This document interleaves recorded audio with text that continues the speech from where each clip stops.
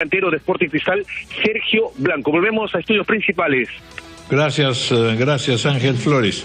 Está con nosotros el viceministro de Salud Pública, el señor Percy Minaya, para conversar sobre lo que se ha publicado en el Diario Oficial del Peruano, la norma técnica mediante resolución ministerial para personas con discapacidad. Bueno, los antecedentes son dramáticos, en verdad. Según la encuesta nacional especializada en discapacidad, en EDIS 2012, solamente el 7.6% de las personas con discapacidad tiene certificado de discapacidad, por lo que existiría una brecha por certificar del 92.4%. Bueno, la certificación lo que supone es que tendrían acceso a una atención médica preferente, por un lado, y aquellos que no estén asegurados también puedan contar con un apoyo. Es decir, el hecho es que están en una situación pues de desventaja plena. Señor viceministro, buenos días, gracias por estar con nosotros. Buenos días a ustedes y encantado de tocar el tema porque en realidad es uno de los aspectos de la agenda pendiente. La Ley General de la Persona con Discapacidad se aprobó en diciembre del 2012, en abril del 2014 se tuvo el reglamento y queda pendiente como uno de los temas. Hay todavía varios aspectos que entre los sectores... Bueno, ¿qué situación es la que se espera superar? A ver si nos ayuda esta estadística. Un punto en concreto que va a permitir viabilizar esta norma es la certificación del grado de discapacidad de la persona. Como ustedes saben, en la Ley General de la Persona con Discapacidad, uno de los puntos es la pensión no contributiva para estas personas. Ellos, en su conjunto, las personas con un nivel de discapacidad severa son aproximadamente unas 300.000 personas, cerca de 86.000, entre 86.000 y 100.000 probablemente son personas en pobreza. Estas personas podrían tener, después de ser certificadas, el acceso a una pensión no contributiva. Esta tiene que desarrollarse, por supuesto, entre el MIMP y MIDIS, que tiene que hacer la calificación respectiva del nivel de pobreza. ¿Esta calificación cómo opera? ¿Cuáles son los procedimientos? ¿Cuáles son los encaminamientos? En realidad, al final de cuentas, supongo que es el Estado el que se acercará a los hogares y a estas personas. Correcto. No a la inversa. Correcto. Nosotros tenemos una restricción importante en el nivel de especialistas en el país. Eso está trabajándose y tratando de superarse. Uno de los puntos es que para la especialidad de médicos rehabilitadores solamente contamos con 228 que están registrados en el Ministerio de Salud, en los servicios de salud pública. ¿Por qué es que hemos llegado a una cifra tan exigua en relación a las necesidades? Son varias cosas. Una de ellas es el propio interés que uno pueda tenerle, pero también la energía con que podamos impulsar políticas públicas alrededor de esto. Lo concreto es que es un número limitado. Una cifra similar se encuentra en los privados. Pero este conjunto es exiguo para poder acreditar, certificar más bien cualquier nivel de discapacidad en el interior del país. Con las cifras que tenemos, 1.500.000 personas con nivel de discapacidad. Cualquier médico no está habilitado para poder mostrar un análisis o un examen que demuestre que hay tal o cual grado de discapacidad. Para algunos más evidentes sí, para otros aspectos tiene sus complejidades, pero justamente por eso es que esta norma genera un mecanismo. Uno de ellos es la posibilidad que tengamos a los médicos generales certificando los niveles de discapacidad. Luego eso no estaba permitido. No estaba permitido, esta norma lo está viabilizando. Además, abre un proceso de capacitación que se va a desarrollar a través de la Escuela Nacional de Salud Pública. Esta va a permitir que un conjunto amplio, cerca de 32.000 profesionales, puedan iniciar los procesos de certificación en el país. Suma además la incorporación de una nueva estrategia, que son las brigadas itinerantes de certificación de la discapacidad. Que en este momento son 300.000 las personas que están realmente en una situación muy grave. Según los datos del EDIS 2012, sí. Bueno, es tremendo. 1% de nuestra población. 1% de nuestra población. De los cuales están registrados solo 7%. ¿Qué son discapacidades? A ver, cuéntenos un poco.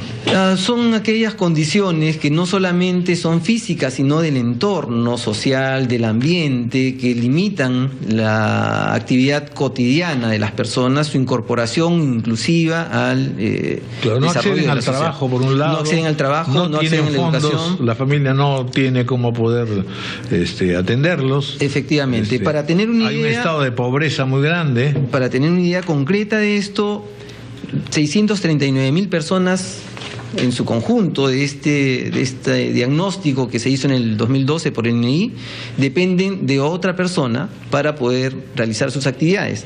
De ellos, casi el 30% son ayudados por hija o mamá o cónyuge, casi entre 30 y 21%. Estas personas, 1 de cada 3 deja de trabajar para poder dar soporte a la persona con discapacidad. Es tremendo. Ahora, dígame una cosita, ¿qué garantiza este certificado? El certificado va a permitir que con la calificación de discapacidad se puedan tener los beneficios, primero, de la pensión no contributiva en la población pobre y con discapacidad grave o severa. ¿Cuál es el monto de esa pensión para los que no han podido trabajar? No está fijado todavía, en realidad corresponde a otros ministerios poder hacerlo, pero en el mundo, en América Latina en particular, este nivel oscila entre $29 mensuales que provee Bolivia hasta cerca de 170 que se entregan en Colombia. Entre 90 soles y 500 soles, para hablar en moneda nacional. Sí. El promedio en Uruguay es alrededor de 109, por ejemplo, en El Salvador $50. Es muy poco igual, ¿no? Sí, es poco, probablemente porque esto... además los gastos que genera una persona con discapacidad, no solo porque necesita alguien que la atienda, sino porque necesita terapias especiales, medicamentos, correcto, son altísimos. Pero ¿no? podemos sumar a esto una intervención que el Ministerio de Salud, a través del Seguro Integral de Salud, viene desarrollando ya. Efectivamente, 38% de todas las personas con discapacidad no tenían ningún tipo de seguro en el 2012. No, mientras sigamos viendo personas en silla de ruedas pidiendo limosnas por las calles, habremos fallado como sociedad, ¿no? Bueno, hay 2 puntos ahí que quería señalar. Uno de ellos es que el Seguro Integral de Salud provee la atención y la rehabilitación para las personas sin discapacidad, siempre que ellas... En aquellos sitios que son principalmente ciudades, ¿no es cierto? Hoy día el seguro paga a través de un sistema que es el capitado, es decir, por persona, y ha extendido sus convenios hasta 147 redes ejecutoras de servicios de salud.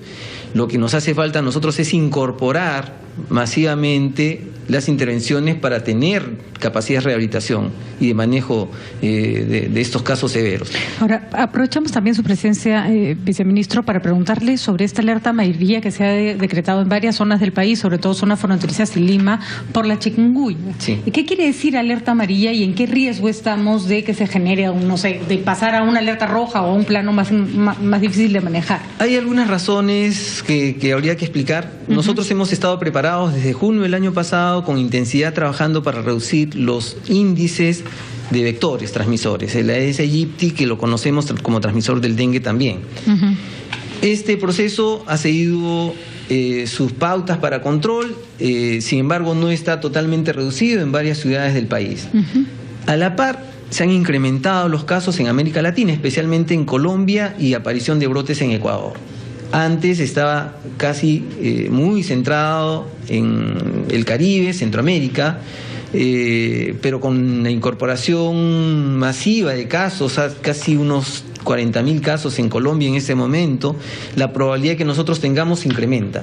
Alerta amarilla significa que estamos expectantes con una intensificación de las intervenciones para poder prevenir que tengamos el chikungunya en el Perú.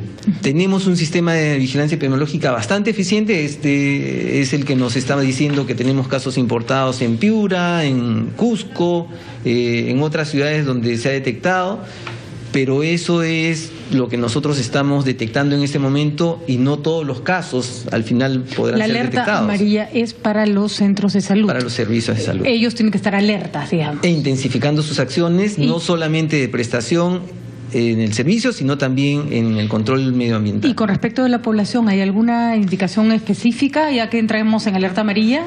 Diría 3 aspectos básicos. El primero de ellos es que en las ciudades donde tengamos nosotros problemas como restricción de agua y que las poblaciones constantemente están acumulando agua para su uso cotidiano, tengan que tapar los recipientes para que el mosquito, el zancudo en este caso, no pueda depositar sus huevecillos. Y bueno, obviamente la notificación de casos, es decir, si me siento mal, si tengo síntomas de esta enfermedad febril, acudir al establecimiento de salud para poder detectarlos rápidamente. Si nosotros detectamos un caso, podemos controlarlo en la comunidad y no esperar que hayan epidemias. Muy bien. De acuerdo. Gracias, doctor Percy Minaya, viceministro de Salud Pública, por haber estado con nosotros. A ustedes, gracias. Es muy importante además este anuncio y ojalá pues esto pueda efectivamente materializarse sobre la marcha. Es un número muy grande todavía de gente que en verdad está afectada y la familia en su conjunto también. Es un padecimiento doble en realidad. Gracias. Y entre ellos algunos fonavistas. 9:04 de la mañana. Vamos a hacer una pausa.